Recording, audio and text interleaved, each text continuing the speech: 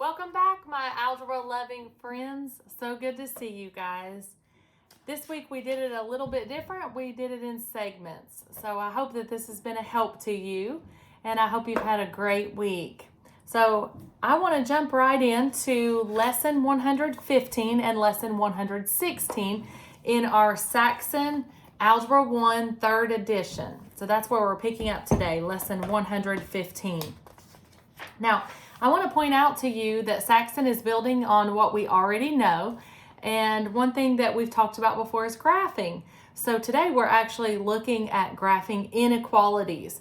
So when we hear those words, it might sound a little bit intimidating at first, but remember that if I'm graphing something linear, that just means a straight line, and an inequality is greater than or less than.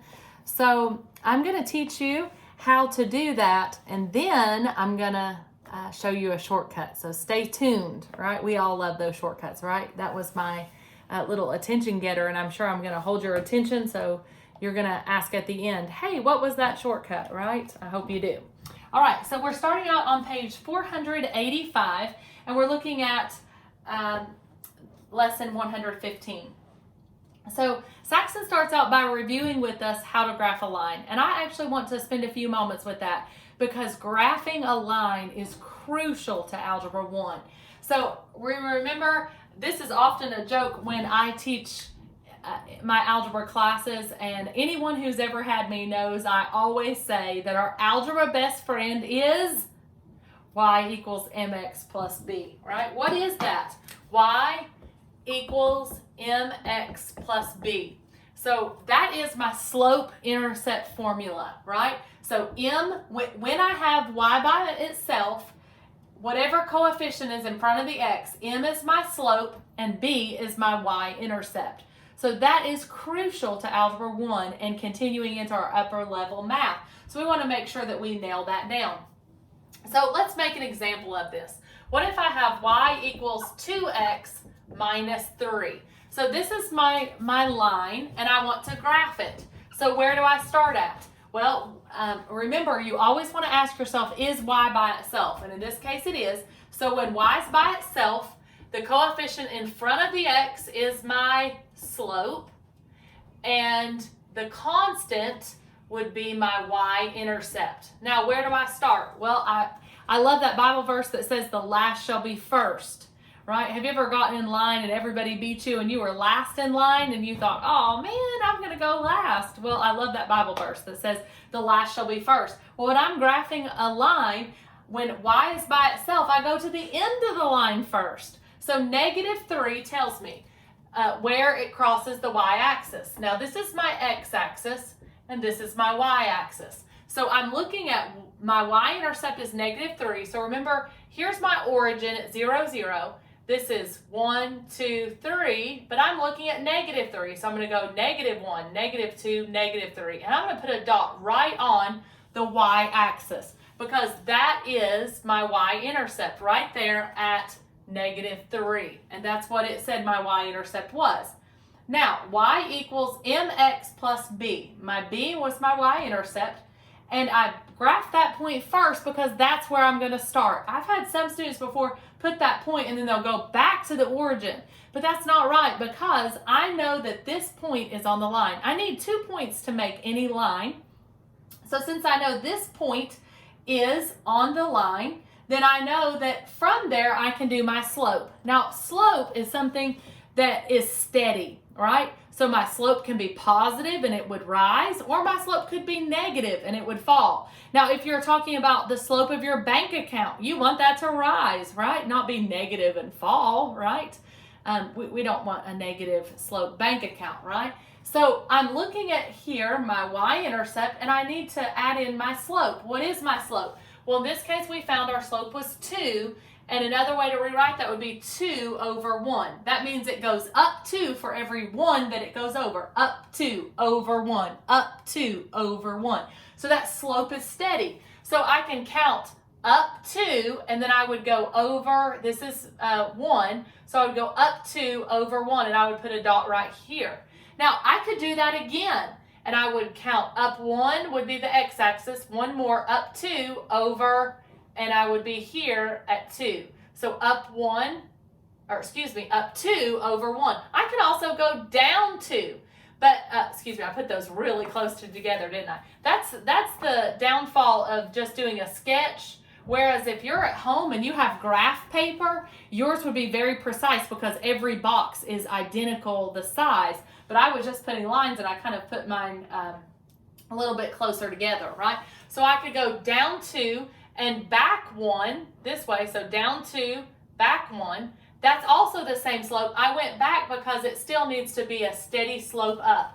So now the dilemma is I have to pass through all those points, right? I only need 2 points to make a line. I made some extra ones just to ensure that I was as precise as possible. So there's my points. I'm just making my points a little bit darker so you can see them at home on the video. But do you see that I have a steady slope? Up 2 over 1, up 2 over 1, down 2, back 1. And that's a positive slope, like I want my bank account to be, right? It's rising. I had a student one time say, well, if you stand here and look down, it's negative. And I thought that's a good thing that they pointed that out. I read slope like I read a word. Like algebra, I start here and I go left to right. So I read slope left to right. So in this case, this slope is rising, no matter which way I look at it, right? It's rising because just like a word from left to right. So this is the graph of this line, this equation, because it has an equal sign. Well, today in lesson 115, we're taking out the equal sign. What if I replace this and said instead, y is greater than or equal to 2x minus 3? And that's where so we started out with what we knew and we're adding in the unknown part, the inequality. And I know at home you may be saying, oh no, I don't like that new stuff. Well, you know what's great is we build on what we already know. So we already know how to graph this. How about when it changes? Well, I'm so glad you asked. So if it's greater than or equal to, it's going to be a solid line. Now, if it were just greater, then I would need to make this a dotted line, right?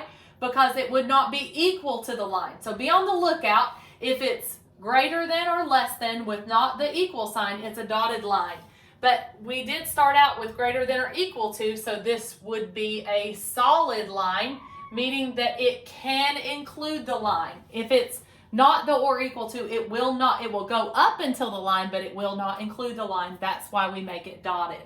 Now, the other part is that because it's an inequality, it's either going to be shaded above it or below it. Basically, it's taking the coordinate grid and splitting it in half. Is it going to be the upper half or the lower half?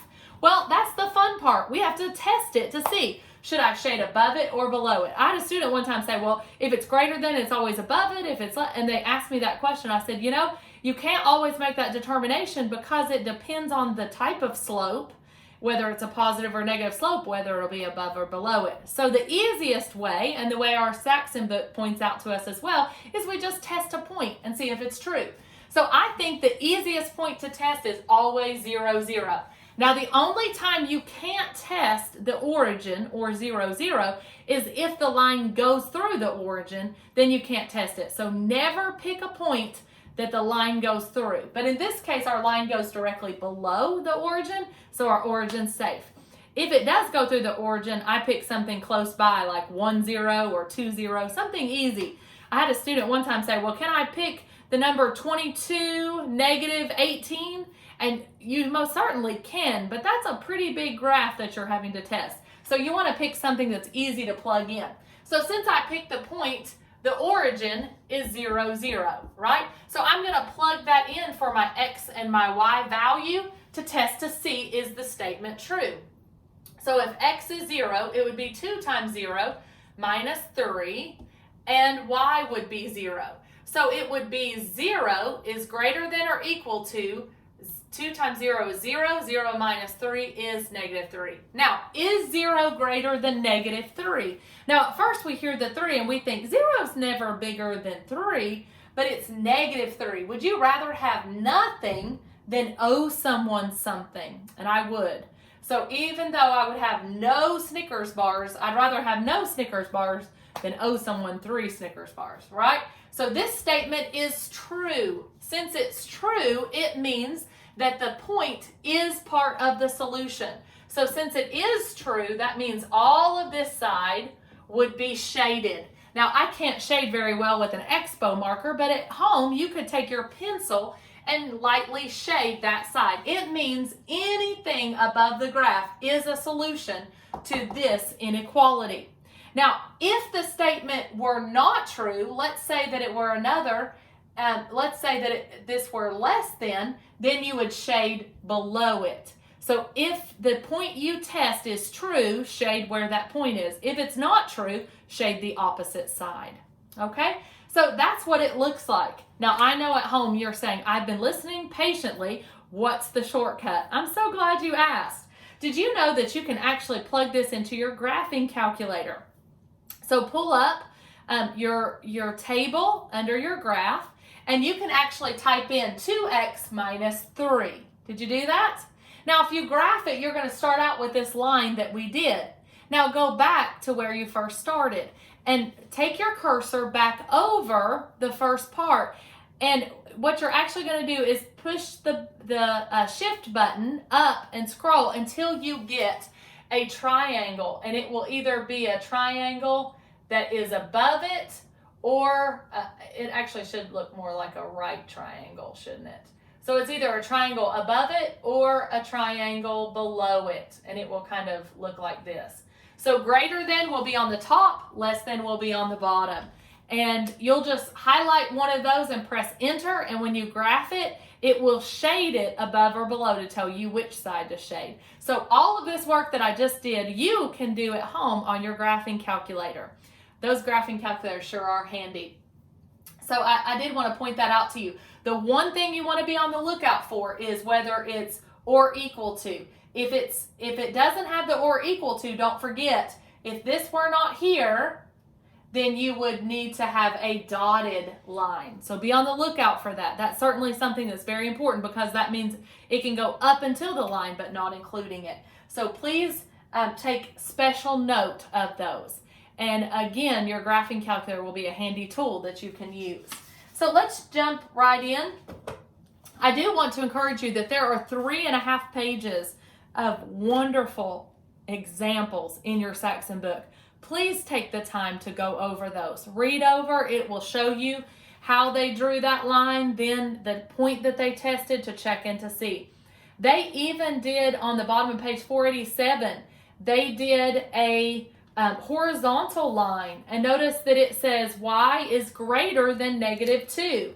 So they showed how that would be a horizontal line, and because it was not or equal to, it was dotted, and then because it was greater, it was above it, because since it's greater than -2, it's all the numbers that are above -2, and you can test a point there and then shade it. So that's why it's so important to know how to graph those. Now, if you'll look on the next page, page 488, they show you a vertical line. This time, the equation is x is less than 3. So again, it's a dotted line on our xy axis, and because there is no y, it's going to be vertical. Remember that is not a function, because my vertical line test would go through it multiple times, right? So that's certainly important. And it's a dotted line because it's not or equal to, and you shade before it. So that is very important. So they've given you several examples there of lines. They've done vertical and horizontal as well. So you can take a look at how to graph those. Now let's do a couple together. There are 3 practice problems for this lesson, lesson 115. All right, so lesson 115, I hope that you have your graphing calculator. If you don't have your graphing calculator handy, don't forget that you can get a free app on your computer or your smartphone. So let's look at practice A.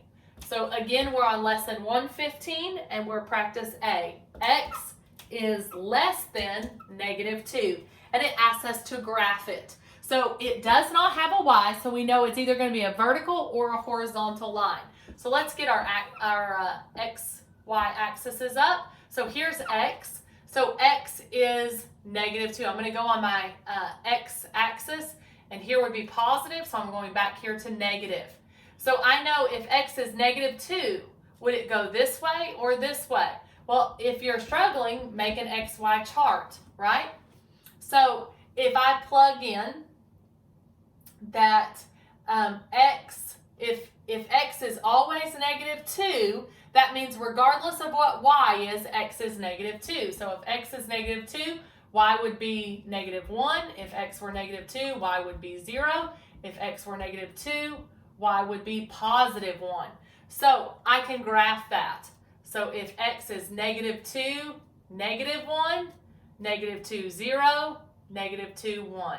So I just made a simple chart just so I could see no matter what y is, x is always going to be negative 2. Now, would that be a solid or a dotted line? Let's talk about that. If x is negative 2, and we know that that is a horizontal line when x is by itself, you can look up at the example above that, right? Now, it would be a dotted line. How come?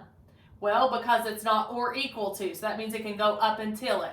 Now, it says x is less than negative 2, so let's test a point. All right, what if I chose that x is 1? Is 1 less than negative 2? No. No, 1 is more than negative 2.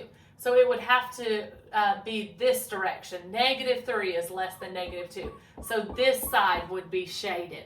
So that would be my solution. It would be a vertical line, dotted vertical line, right? Because it's not or equal to, and then it's shaded before it because it is negative. All right. That is practice A. Let's do next, practice B. So practice B is y is less than or equal to 3x minus 2. Did your mind immediately think of something because you heard the less than or equal to? I hope so. I hope you thought through that means it will be a solid line because it's or equal to, right? So remember my best friend in algebra, y equals mx plus b. I start with the n, the minus 2. So I'm going to get my chart up, and so this is my x-axis, this is my y.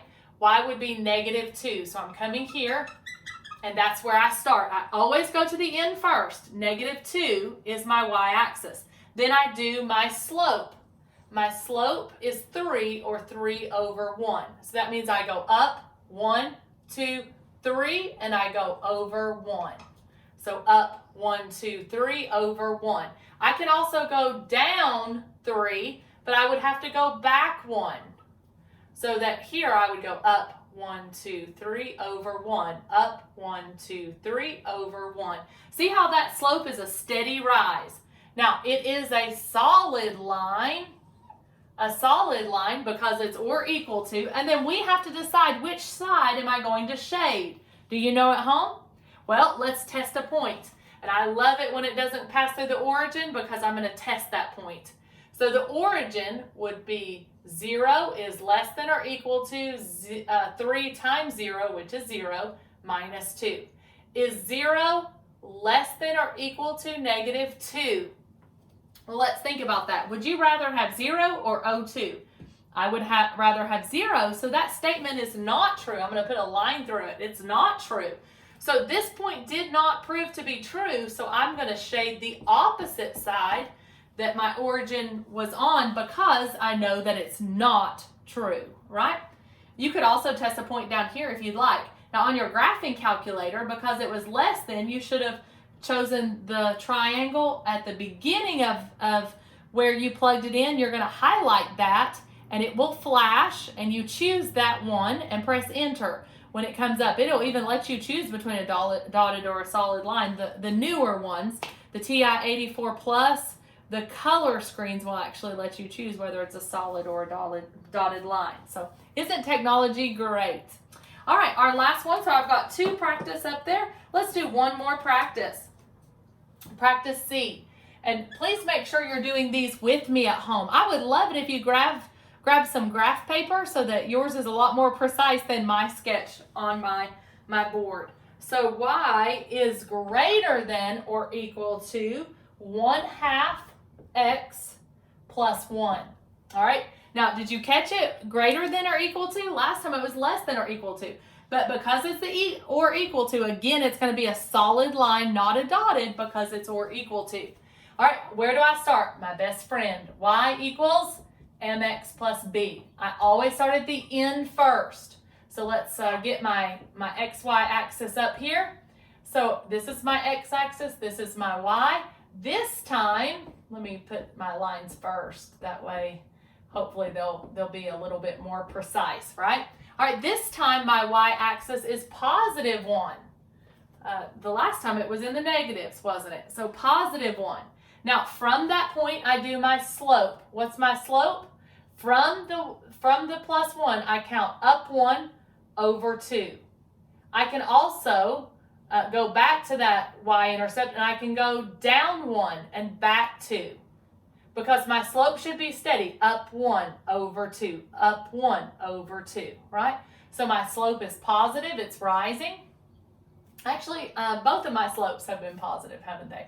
And again, this is a solid line,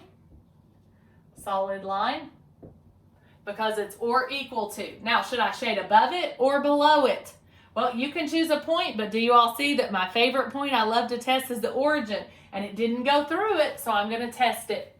So let's try it. 0 is greater than or equal to 1/2 times 0 plus 1. This cancels out. That's why I love doing the origin, right? So is 0 greater than or equal to 1? Well, would I rather have 0 or 1? Well, obviously I'd rather have 1 Snicker bar, right? So 1, I've got Snicker bars on my mind. That'd be great brain food, wouldn't it? All right, so this statement is not true. So since it's not true, I'm going to shade above it. If the statement were true, I would shade where it is. But those are my 3 practice problems from lesson 115. So I hope it's encouraging to you that even though this is new, it's built on a concept we already know. And I hope this will help you nail down your graphing. Some of you guys have mentioned to me that graphing can be something a little bit more challenging. So make sure you take opportunity to understand your slope and your y-intercept and where you start with those. All right, the last lesson for this week is lesson 116. Let me erase my board. And I hope at home you'll change a piece of paper so that you can start again with me writing down your practice problems. Remember, you don't want to just be watching this at home because our mind can easily wander. You might be listening to me explain lesson 116 and begin thinking, what's for dinner? So you want to make sure that you're focused. So make sure, just like in class, you would be writing down our practice problems. Make sure you're writing them down right now as I practice with you. So we're on lesson 116, and we're looking at the quotient rule for our square roots. Now, I want to point out to you that square roots are something we've been dealing with more and more. And there are just some things that are proper and some things that are not. So, in English class, we learn proper things. Like we wouldn't see 8 deer in the field and shout, oh, look, there's deers, right? We don't put an S with the word deer because that's not proper. Well, in algebra, in math, we learned that there are certain things that are not proper as well. So there is a rule that we can never have a radical symbol in a denominator. So we always call that rationalizing a denominator. So I can't have that denominator, that radical symbol in the denominator. So I would need to make it proper by rationalizing that. So let's take a look on page 490. And I want us to look there at lesson 116, page 490. So if I have, and they're showing you how to get rid of a radical symbol. If I multiply by the same radical, then it's going to do what we call rationalize that, right? So it shows you on example 116.1, I have the square root of 5 over 3. So that's in simplified terms. Well, I can't, there's no perfect square root that I can take out, but what I can do is multiply by the same radical to get rid of it. So it's okay to have a radical symbol in the numerator, but never in the denominator. That's considered bad math, right? So how would I do that? I would rationalize it, and I would multiply both the numerator and the denominator by the square root of 3. So doing that, I would get rid of the radical in the denominator, and it's okay that I have it in the numerator. And your book shows you that that would make it square root of 15 over 3. So now notice that there is no radical in your denominator anymore. All right. It also shows you when you have two terms in your numerator, but one term in your denominator that is a radical, again, you have to rationalize to get rid of that. So let's jump right into our practice problems. Lesson 116, because we have worked with radicals before, hopefully it will make sense to you how to solve these. So practice A is the square root of 6 over 23. Now your book points out to you that that is equivalent to the square root of 6 over the square root of 23. So this is the same as this. It's just breaking those apart and understanding it's the square root of both. It's okay to have the square root in the numerator, not in the denominator. How do I rationalize it? I multiply the same to both. And remember, algebra is always fair. Math is always fair. As long as I keep it equivalent, whatever I do to one term, as long as I do to the other. So to both the numerator and denominator, it'd be the same as multiplying this by 1, right? Because this would reduce. The square root of 23 over the square root of 23 is 1. I can multiply 1 times anything, right? So that's why it's equivalent. So what would my answer be? Well, if I have the square root of 23 times the square root of 23, that would be 23, right? Because it's a perfect match. It's a perfect square root. I can take it out. But here I would have 6, the square root of 6 times 23. Now I would want to see, could that be simplified anymore? 23 is a prime number, right? So 23 is a prime number, but 6 is not a prime number, 2 times 3. But when I look at all those factors, there's still nothing in common that would be a perfect square root to take out. So my final answer, I would just multiply those together. 6 times 3 is 18, and then I would carry my 1. 6 times 2 is 12 plus 1. So it would be square root of 138 over 23. And unfortunately, that can't be simplified any further, so I'm done. All right? If 23 were another number that had more factors in it, if it were not a prime number, right, then I could hopefully simplify and reduce that fraction. But since it's not, as long as there's no radical symbol in the denominator, then you're finished. All right, let's move to practice B. So practice B, I have 4 plus the square root of 5 over the square root of 3. So now how do I solve that? Well, remember we said that proper algebra is no radical symbol in the denominator. So I have to take care of that. I rationalize it by multiplying both times the square root of 3. I don't have to worry about the square root of 5 because it's okay to have a radical in the numerator, just not the denominator. So don't forget to distribute this to both. So it would be 4 square root of 3 plus, now 5 and 3 are both prime. Now, neither one of those have a perfect square root in there, so I'm just going to write square root of 15. I cannot combine those. If I asked you at home, would you tell me why? I hope you said because they're not like terms. It would be like 4x plus y. They're not like terms. Now, if this were just square root of 3, then I could say 4x plus 1x, and that would work. But because these are not like terms, I cannot combine them. Now, the last, down here in my denominator, I have square root of 3 times square root of 3. It is a match, so I can take it out. I say that, but what it means is 3 times 3 is 9. The square root of 9 is 3. So I know that when I have a radical symbol, if there's two numbers that are the same, take it out of the radical. It is a perfect square. So I'm finished. Now, I can leave it in that format, or I can separate them and say 4 square root of 3 over 3 plus the square root of 15 over 3. Either of these ways of writing it are accurate, and both are true. It's just the number one thing that I always have to remember is no radical in the denominator. So we call that rationalizing the denominator. So that's it for this week. Lessons 115 and 116. Thanks for your time, and I hope you all have a great week. Happy algebra.